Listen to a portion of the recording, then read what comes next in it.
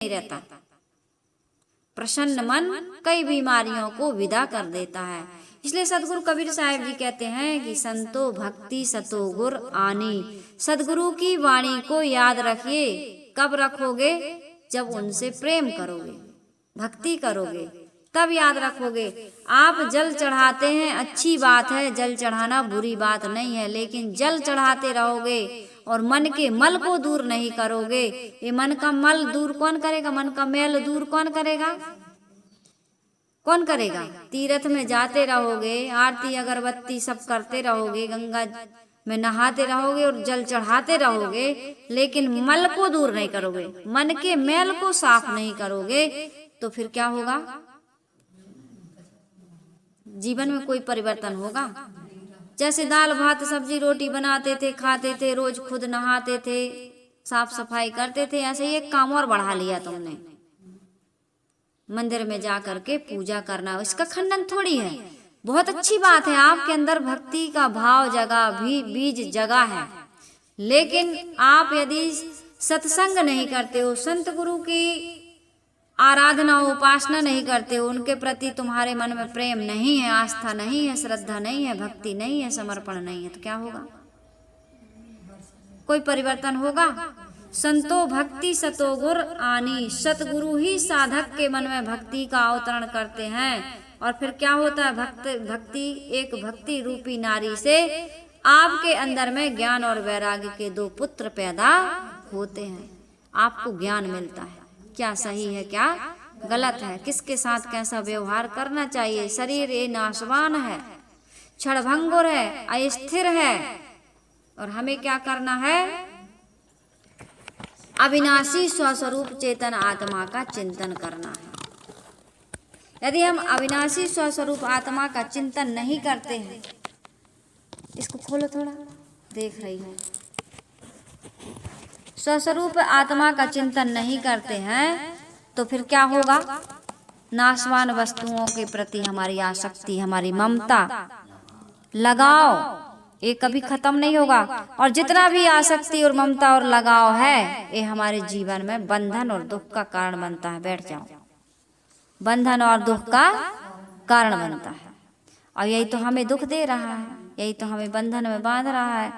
जान रहे हैं कि ये गलत है, मोह करना, ममता करना, राग करना, द्वेष करना, घृणा करना, ईर्ष्या करना, नफरत करना, लेकिन छोड़ नहीं पा रहा है। क्यों नहीं छोड़ पा रहे हैं हम? क्यों नहीं छोड़ पा रहा है? क्योंकि हमें, हमारे अंदर ज्ञान नहीं हुआ, वैराग्य नहीं हुआ। जानकारी होगी तभी तो वैराग होगा। तो भक्ति सतो गुर आनी, नारी एक पुरुष दुई जाया, बूझो पंडित ज्ञानी। सतगुरु कबीर साहिब जी कहते हैं, संतो देखत जग बोराना। बहुत लंबे लंबे पद हैं बीजक में, आप इनको पढ़ करके देखिए। हर व्यक्ति को बीजक ग्रंथ अपने घर में रखना चाहिए। आप बीमार होते हो तो दवाई रखते हो, कितने लोग बीपी शुगर नापने की मशीनें रखते हैं, अपने आने जाने के वाहन रखते हैं, प्राइवेट अपने अपने वाहन, अपने अपने मोबाइल, अपना अपना अलमारी, अपना अपना बाथरूम, लेट बाथरूम रखते हैं ना। सब कुछ अपना अपना प्राइवेट है, शरीर के सुविधा के साधन है, लेकिन मन को सुंदर बनाने के साधन ये क्या है? सदग्रंथ। इनको भी रखिए, अपना अपना रखिए। हाँ, हमारे पिताजी का तो है बीजक, हमारे पिताजी की तो है मुख पुस्तक, पिताजी पढ़ते हैं। तुम क्या करते हो? तुम क्या करते हो? मोबाइल हमारे पिताजी का है, हम कभी मन होता है देख लेते हैं, कभी ऐसा कहते हो?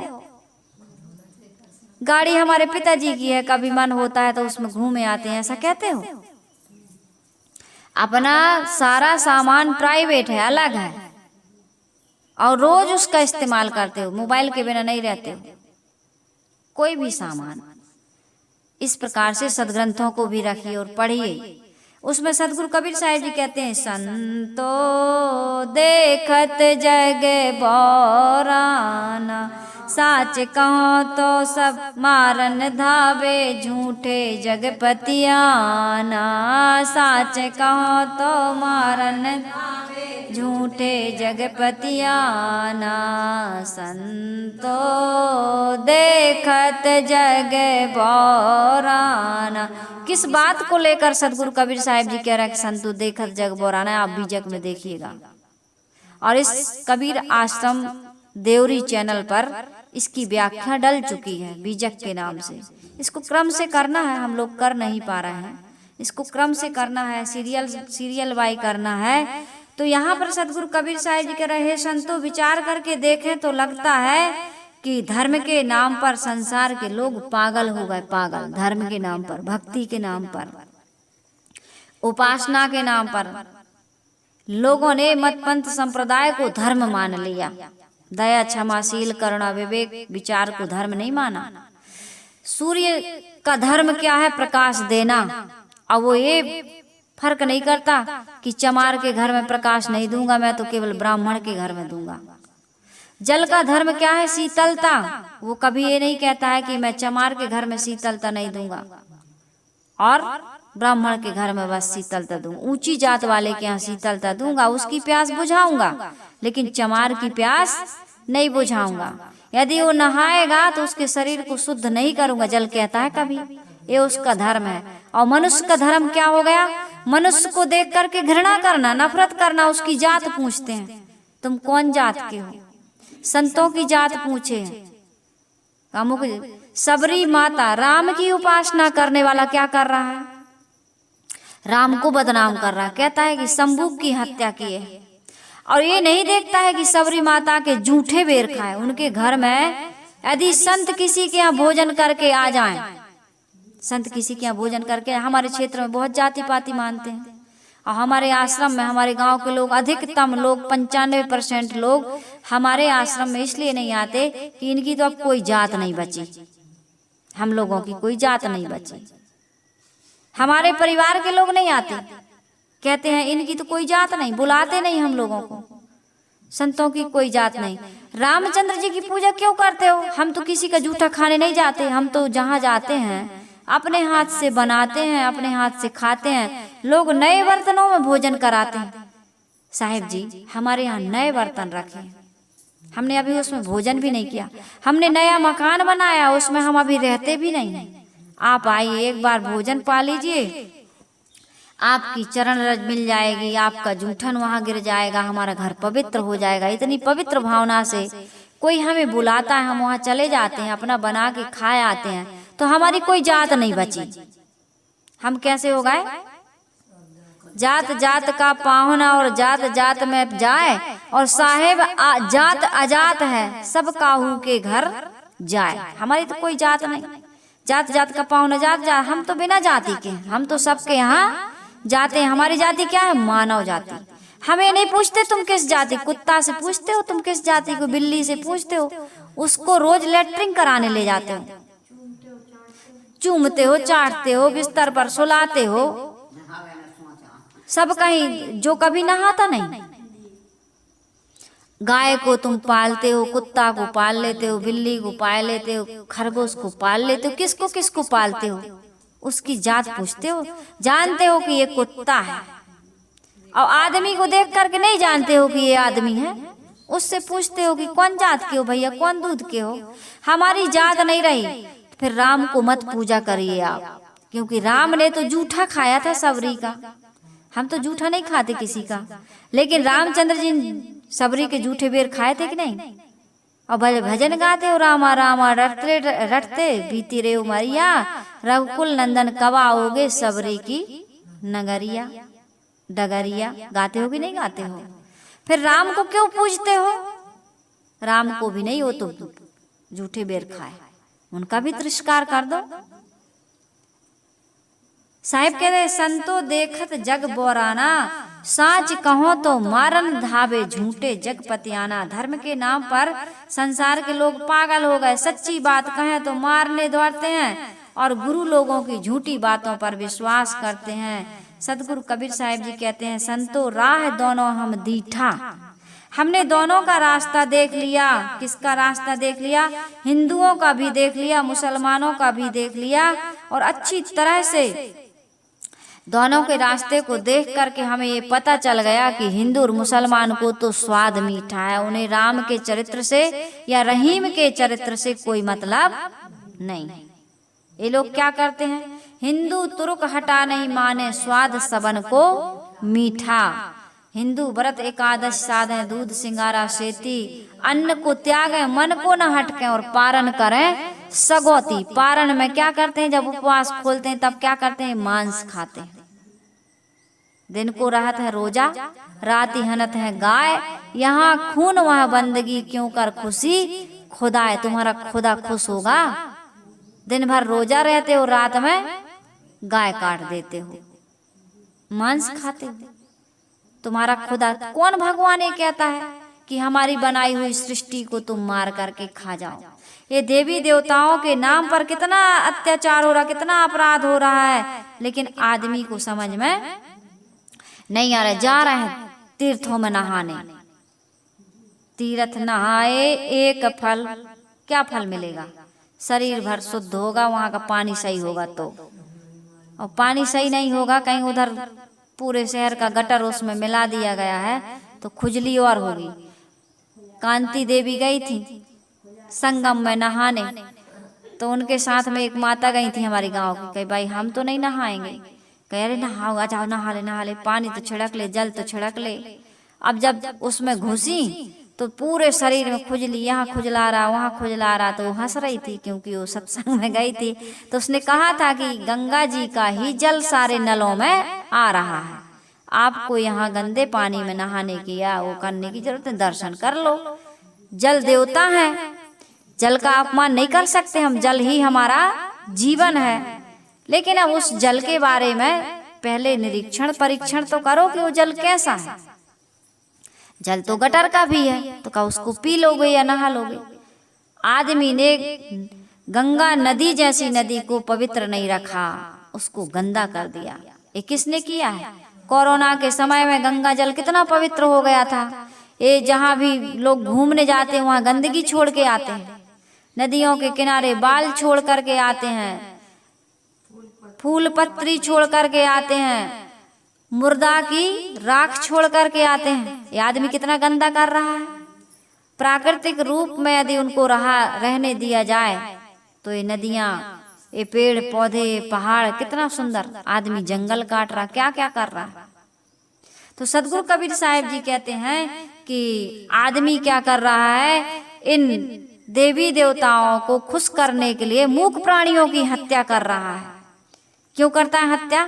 खुद को खाना है, उसको खुद को खाना है। और खाएं कैसे? तो देवी देव खुद तो पतित होना है।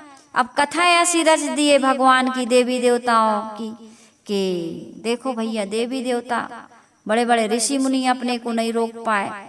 कैसी कैसी कथा लिख दी है पुराणों में, पढ़ करके देखिए आप। जब से ये पुराण बना तब से गीता है, भाग उपनिषद हैं, इनका ज्ञान लुप्त हो गया। आज उपनिषदों के ज्ञान को कहाँ ले रहे, वेद शास्त्रों के ज्ञान को आदमी कहाँ ले रहा। ये पुराणों में आदमी का जीवन ऐसा भटक गया। पुराणों में झूठी झूठी महिमाएं, चमत्कार, अंधविश्वास, अमुक देवता की पूजा, अमुक देवी की पूजा, अमुक नदी में नहाने से, अमुक दिन व्रत करने से ये लाभ होता है, ऐसा पाप कट जाता है। आदमी उसी में लगा है, सस्ते नुस्खे सबको पसंद आते हैं। तो आदमी क्या कर रहा है, इन देवी देवताओं के, चाहे जितने भी देवी देवता हैं, और सुन लीजिए आप, संत में और देवी देवताओं में कितना अंतर होता है। तीर्थ नहाए एक फल, संत मिले फल चार, और सदगुरु मिले तो अनंत फल, कहें ही कबीर विचार। सदगुरु कबीर साहिब जी कहते हैं कि तीर्थ में नहाने से तो एक फल होता है, और संत के मिलने से चार फल, धर्म अर्थ काम और मोक्ष की प्राप्ति होती है। और कहीं सदगुरु मिल जाए तो सीधा आपको आवागमन से छुट्टी ही मिल जाती, चार फल की भी जरूरत नहीं है। तो सदगुरु कबीर साहिब जी कहते हैं कि आपके जितने भी, जिनकी आप उपासना कर रहे हैं, उन देवी देवताओं के चरित्रों को आपने किस प्रकार से लिखा है। वो क्यों लिखा है कि हमारी बुराई दब जाए। सामने वाले की बुराई कब बताते हैं हम? जब हमारे अंदर बुराई होती है तो सामने वाले की इतनी बुराई बता देते हैं हमारी बुराई फीकी पड़ जाए, छोटी पड़ जाए। इसलिए सामने वाले की बुराई ज्यादा बताते हैं।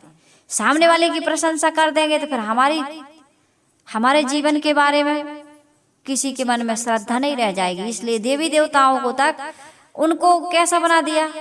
संत, कोई संत के पास जाओगे आप तो संत के पास क्या है? सदगुरु कबीर साहिब जी कहते हैं या ब्रह्मानंद जी के जो भजन हैं आप उनको पढ़िए, उसमें लिखा है चारों हाथ में सौंठा बगल में कुंडी, हाथ में कुंडी बगल में सौंठा, चारों दिशा जगीरी में, मन लागा मेरा यार फकीरी में।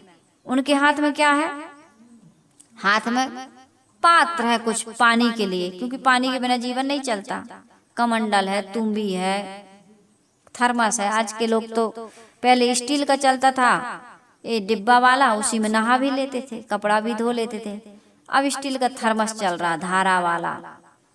कौन कौन सा चलता है ना? मिल्टन का, धारा का, ये सारी कंपनियों के लोग रख रहे हैं। ठंडे में ठंडा भरो तो ठंडा और गर्म रहे तो गर्म। लेकिन हमारे जिन देवी देवताओं को हमने बनाया, उनके हाथ में क्या है? किसी के हाथ में गदा, किसी के हाथ में त्रिशूल, किसी के हाथ में धनुष, ये सब कुछ है ना। किसी के हाथ में फरसा है, धनुष है, त्रिशूल है, गदा है, सुदर्शन चक्र है। ये जितने भी भगवान हमने बनाए हैं, ये मारने वाले, काटने वाले, आपको सजा देने वाले। लेकिन संत ऐसे नहीं होते। संत का स्वभाव क्या होता है? संत मारता काटता नहीं है, संत बदल देता है, आपके जीवन को बदल देता है। संत में मारने वाला भाव नहीं होता, संत में बदलने वाला भाव होता है। संत भीतर से परिवर्तन करते हैं कि नहीं करते हैं? भीतर से परिवर्तन करते हैं। महात्मा बुद्ध को देखिए, महावीर को देखिए, सदगुरु कबीर को देखिए, लाओ त्से को देखिए, जितने भी सुकरात को देखिए, मीरा को देखिए, उनके हाथ में क्या है? एक तारा, भजन गा रही, पायो जी मैंने राम रतन धन पायो। किसी के हाथ में खंजड़ी है तो किसी के हाथ में एक तारा है, तो किसी नारद जी के हाथ में क्या है? करताल है। नारायण नारायण नारायण। विष्णु भगवान तो नरसिंह रूप लेकर के हिरण्यकश्यप को फाड़ देते हैं कि नहीं फाड़?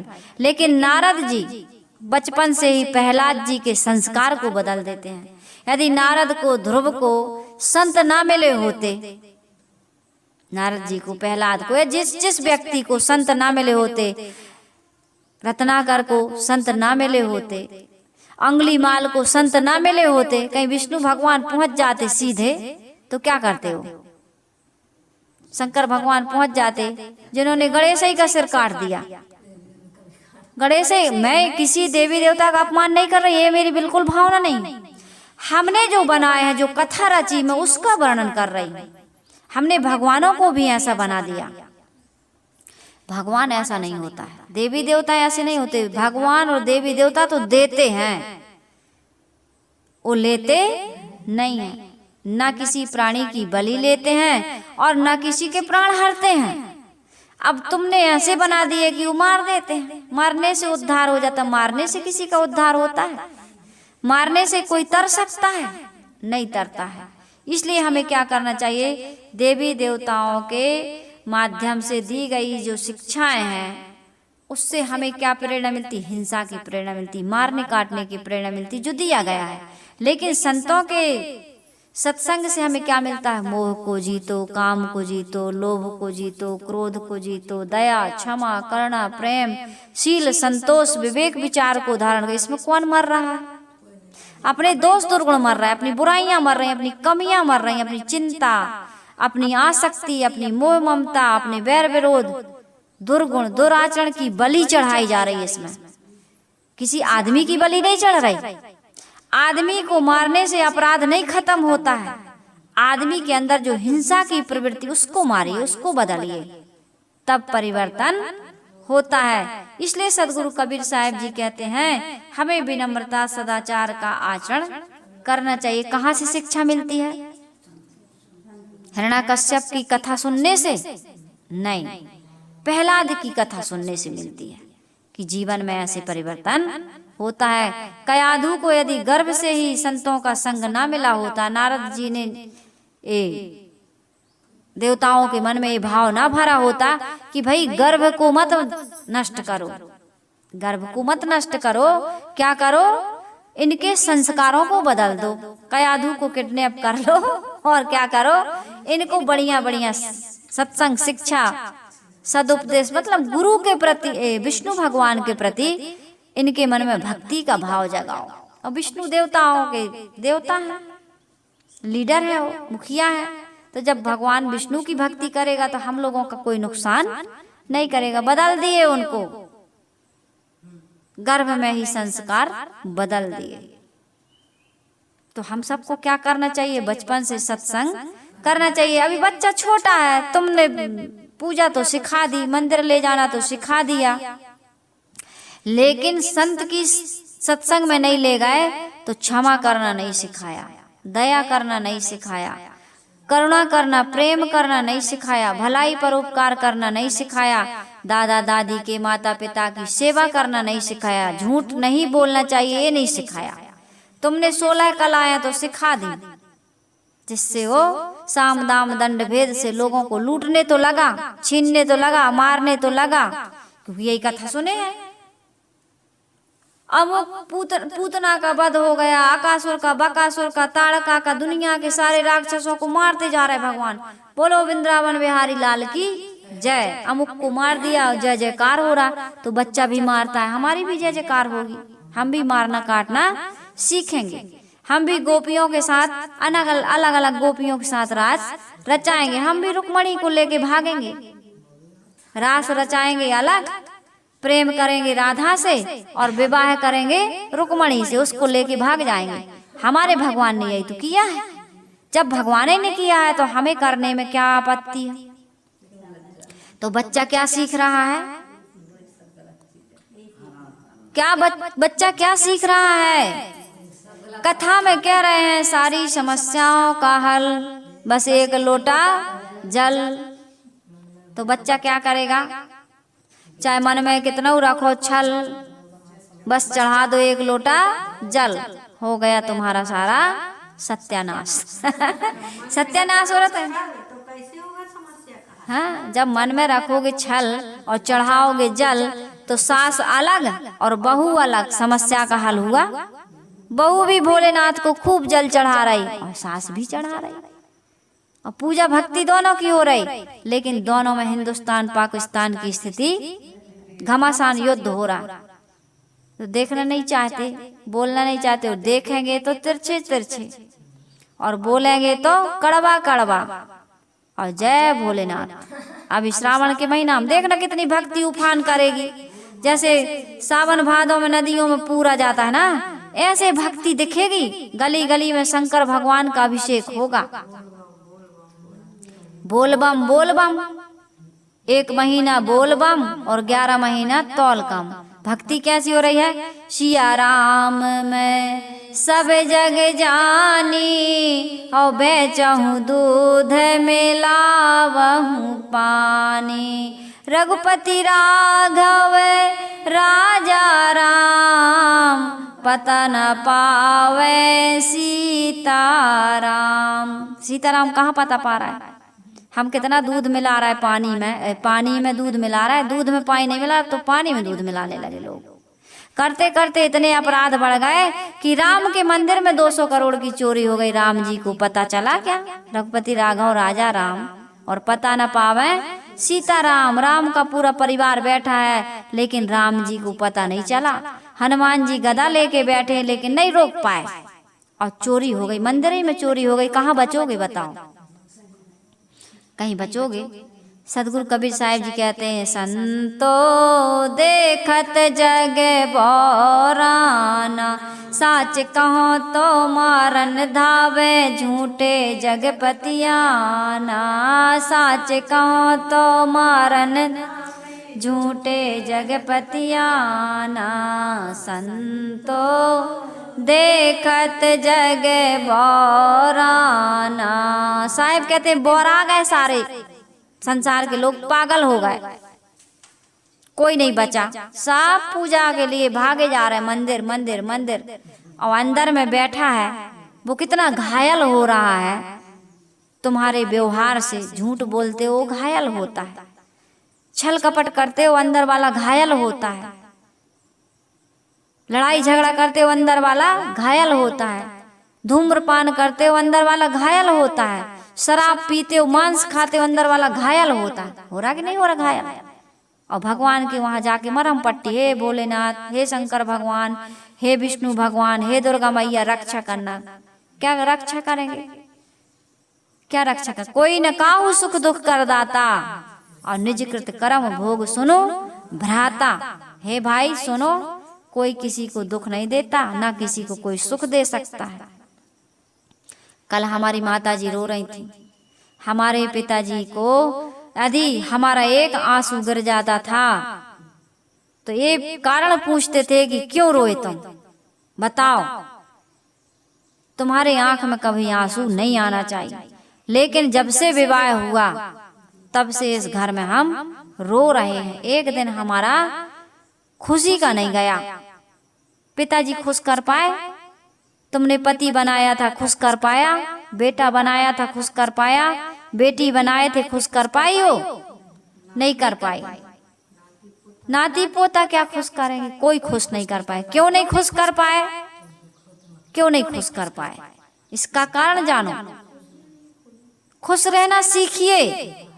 कोई खुश ना कोई खुश कर पाता है, ना कोई ना खुश कर पाता है, ना कोई सुख दे पाता है और ना कोई दुख दे पाता है। समझदारी से जीवन जिए।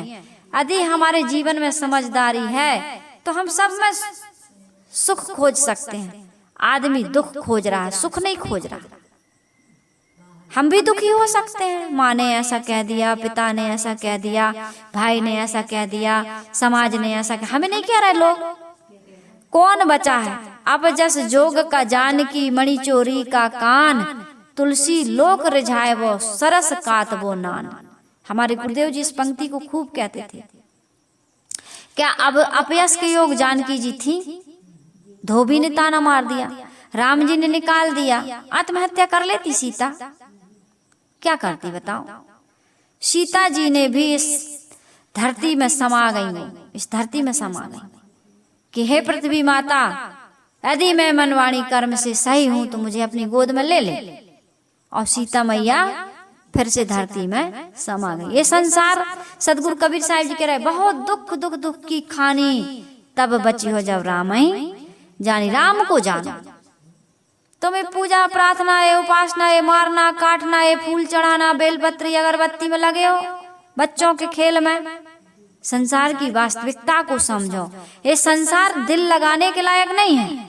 समझ करके, विचार करके सुंदर व्यवहार करने की आवश्यकता है। त्याग से रहो, वैराग्य से रहो, समझदारी से रहो। आशा अपेक्षाएं छोड़ दो। जितना भी आशाएं तुम रखते हो ये निराशा में बदलती हैं। आशा छोड़ के होए निराशा, कहें कबीर तब देख तमाशा। संभल कर बैठना जलवा मोहब्बत देखने वालों, तमाशा खुद न बन जाना तमाशा देखने वालों। बेटा है, बेटी है, बाप है, पति है, पत्नी है, तमाशा है, ये पात्र है, ये साथ देने वाले नहीं। ये कुछ समय तक ये तुम्हारे लिए मनोरंजन के साधन है। इससे आत्मा का ज्ञान नहीं होता, आत्म स्थिति प्राप्त नहीं होती, आवागमन के चक्र से मुक्त नहीं कर सकते। रोगे नहीं तो क्या करोगे? महात्मा बुद्ध तो कहता है कि आदमी ने इतने आंसू बहाए हैं कि 7 समुद्र का पानी भी कम पड़ जाएगा। क्योंकि अनादिकाल से आ रहा है आदमी, आज भी आंखें नहीं खुल रही। बेटा डांटता है तो बहू की तरफ हो जाते हो, बहू डांटती है तो बेटा की तरफ। कभी पति पत्नी मिलके बेटा बहू से लड़ते हैं और कभी पति पत्नी खुद लड़ते हैं। कितनी लातें खा रहे हैं हम, फिर भी मोह नहीं टूटता।